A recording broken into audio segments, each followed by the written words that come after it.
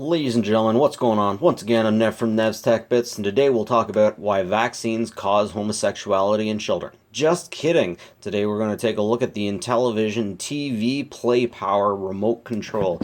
Now, back in the 2000s, these things got really popular, coming out all over the place. Most of them have Nintendo on a chip technology, where basically you had Nintendo on a chip. And this particular unit goes all the way back to 1981, or pulls all the way back from 1981, the Intellivision. What a lot of people probably don't realize is Intellivision was the Sega to Atari's Nintendo. So the Atari 2600, the first Atari that ever came out, had to fight this beast, or at least what this beast was based off of. Way back in the day, man, I hardly even knew that this existed. I just happened to have that one friend whose father happened to have one, and I played a few of the games. It was really interesting. It was really different. It had a remote control, something you turn, and the numbers on it. Very different, very different. Man, I gotta tell you, this thing, it really takes you back to the time when games were more predictable. You could almost connect with them in a certain way, in a dark room, in the middle of the night. Just find Nirvana. It's just you and the video game. You really get in the zone. Back in the day, I'll show you what I'm talking about. But a lot of the games on this are definitely very. I'm not sure what the proper word is. Very early. Very basic. You had to have a lot of imagination in order to appreciate these games fully. I gotta say, it's really interesting that they managed to pull together 25 games in this unit. So if you want the Intellivision experience, I definitely recommend you pick this up. But let me plug her in, and I'll show you what it looks like on the system. Actually, I have the back plate, but I intend to use these batteries for something else shortly, and to tear this unit down at the end of this video anyway. So here we go. Alright, ladies and gentlemen, so here we go. Now, fortunately, there's a reset button right on this sucker.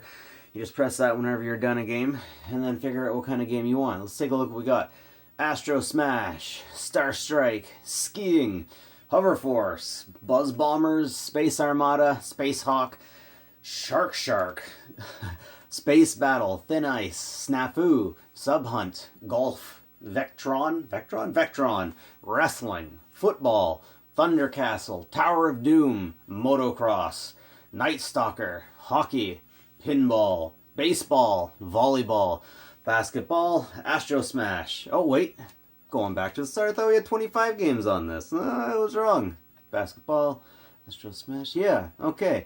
So anyways, let's get right into the first game, Astro Smash. Astro Smash is the game that I remember the most from my childhood, from actually playing this on one of the original systems. And it's pretty straightforward. You just, oh sorry, I hit the start button. You just shoot at things as they come down. There doesn't seem to be any penalty for missing, but the object is basically, you don't want to die like that. And it gets faster. And man, I gotta say, I was pretty good at this back in the day. Not so good, but it's just like riding a bicycle, this game. You just get on it, and bam, the noise. The actions, the death, it's just, it all comes back to you. Next up, we got Star Strike, and I remember this is one game that we could never figure out how the heck we were supposed to play it. I think the cartridge was broken or something, and honestly, I still don't get it. So I'm going down, I'm going down and doing the Death Star run, and I just fire randomly. Like, I don't see how I control where my bullets go. Wait, if I press down, I could just, I'm sure that this is actually perfectly easy, but it just it takes a little bit to wrap my head around. Actually, when I'm going through these games, I notice in a lot of situations, I'm like, I should just look this up online and figure out what these guys are actually alluding to, because you really have to use your imagination here in order to understand exactly what's going on. I remember playing this and getting the idea that you were making that run, but what were those things and why were they coming after me? Still really cool. Next up, we have Skiing. Very straightforward game. Downhill, let's just get into it. I don't even think there's any points here. You're just supposed to go through the places. No points. Pretty cool, though. Pretty cool. I gotta tell you, if you got nothing else going on, if you don't got anything going through your head, or if you just, you know, you need to clear your mind, this is a little bit relaxing. I do remember something about this. This isn't the most exciting thing in the world, and these days you look at it and you think, geez, what the hell? Like, someone actually put time into making this, and somebody played it, and somebody enjoyed it? Well, apparently. Oh yeah, Hoverforce, this has got to be good. This looks like some pretty next level stuff. Yeah, run, dude, run! Where you go, he has football helmet on, and he's pressing a button, I guess. And then a helicopter's taking off. Good job, yeah! Bum-ba-da-bum, bum-ba-da-bum. Remember Nightwolf or Airwolf? Airwolf, that was it. Anyways, I guess you're supposed to shoot these other guys. Oh, I don't think I have it. There we go.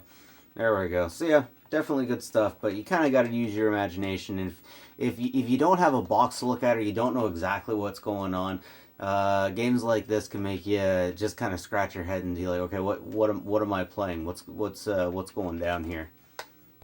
In my defense, though, or in the defense of these old video games, I've also had that same problem with new video games. About a year ago, I got stuck on a video game start screen because I couldn't figure out how they wanted me to start the bloody game. Oh man, it went from being too simple to being too intelligent, maybe. Too complicated, perhaps. Prepare to start. Buzz Bombers. Now, this is one that I had heard about in the past. I had never actually played it before, and it does seem really straightforward. You are a can, and you fire jizz into the air. And every now and then a bird comes around. Yep, I'm not sure what's up with the bird. Do I like the bird? Am I supposed to give him those cookie things? Am I supposed to shoot those cookie things? Again, I should probably look this up online, but it's pretty cool anyways. Next up, we have Space Armada, which is clearly just Space Armada and not a rip-off of anything. Also, we have Space Hawk, another game I've never played before. It seems like Asteroids, but an unbelievably difficult version of it. I'm certain I'm just not playing this right. But man, there's something about this game that's just analog. It just feels like it takes your hand input better than normal games these days. Next up, of course, we got Shark. Looks like I'm just supposed to go around and eat the smaller fish and possibly grow, but not eat the bigger fish. Next up, we have Space Battle. And it's, oh, that's what's going on. Okay. Okay, that's pretty cool. That's pretty cool. Thin Ice. You get the idea how to play this one.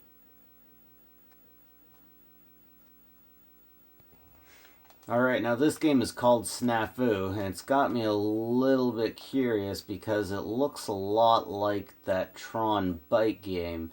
I should look up who made it first. Interesting. Sub Hunt, not interested. Golf, not interested. Vectron, eh? What's going on here? What the heck am I doing? This makes no sense. It's like I'm playing a horrible Atari game.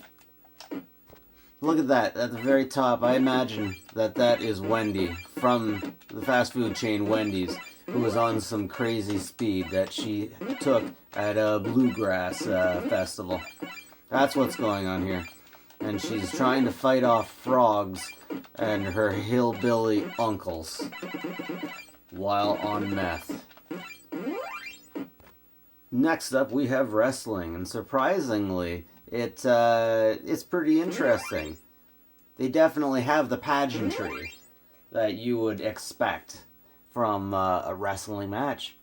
Anyways, what's interesting here is I'm pretty sure I'm supposed to put in what button would do what thing. Now remember, the original remote was like a remote control for a television, and not like a remote control as we think of it now. But yeah, check this out, the pageantry. Like, yep, he goes. And then the other guy goes. I keep wondering, is there supposed to be music soundtrack in this? Now, I had I had one version of the system too, and I think it was Dr. Do. And it was, I'm pretty sure it had music. Alright, semi-naked ladies, that's what I'm talking about. Yeah, get over here. Mash some buttons, see what happens. Oh, did I win? Nope, nope, that wasn't me. Okay. Not interested in football. Thunder Castle. Look at that dragon. He's going to get him. Okay, how do I swing my sword, or am I just supposed to avoid everything? The buttons aren't working, mommy. Next up, we have the Tower of Doom. Novice. Yeah, get him, boy. Okay, what am I supposed to do? Is this like an RPG? Is this like what RPGs were before Final Fantasy? Alright, Motocross is surprisingly pretty good. Okay, maybe not. Night Stalkers. Alright, it's on. Like Donkey Kong and Pink... Ow. Alright, seriously though, my personal favorite is Pinball, just because of the craziness. You gotta see this stuff. 1 players. Yes. So all of the buttons on the right control the right, all the buttons on the left control the left. There are 2 dogs in the bottom, left and right. I have no idea what they mean. You press down and bam, there goes that ball. This ball really uses its imagination as to where it's going to bounce. Wonder if I can get a crazy one to happen.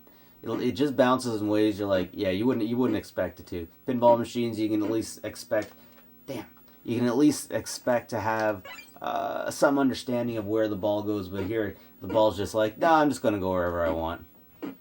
Within reason, it's, oh yeah, now it's not gonna be crazy. It's just gonna be a jerk. He's going to be like, no, Nevin, you're wrong. Yep, like that. There you go. Just like wherever it decides. Oh, life is hard. Life is hard. Oh, man, how dare you make me lose this. Just for that, I'm going to take you apart. Anyways, that's the next thing. I'm going to tear this sucker down and see what's on the inside.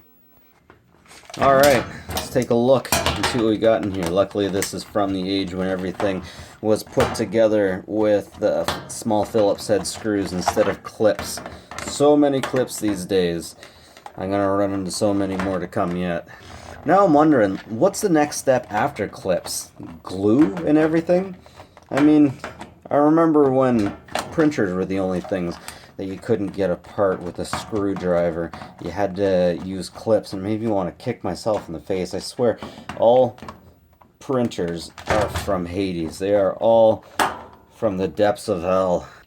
Maybe we'll just get lucky and manufacturers will realize how dumb they were by removing Phillips head screws from things and making everything clip together. They'll just serendipitously come together and be like, we should stop doing this because it makes things hard to take apart without totally destroying it. Like, even if you're just trying to fix something minor. I should really pay attention to where I put these screws. And then just like that, oh, I should have known that. I should have known that they would have done that. They just put the goop over top of the chips. Those bastards. I bet one of those is going to be the Nintendo on the chip. So it's like, sorry, it's like they glued this thing on here. Or soldered it on. Before they did that, they put that screw in. So, alright, I got it off. Let's take a look. And that's pretty much what I thought.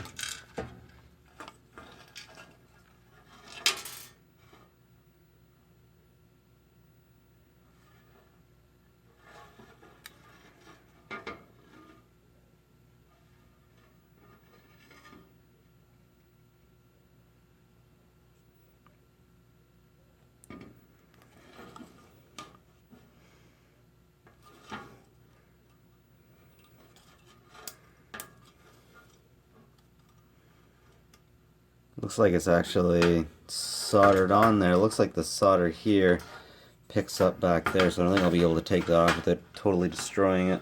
Alright, ladies and gentlemen, looks like that's about as far as I'm going to be able to go. And I'm going to put all this stuff back together. Anyways, like and subscribe if you like this kind of stuff. Always appreciate it. And have a good one, folks. Take care of each other.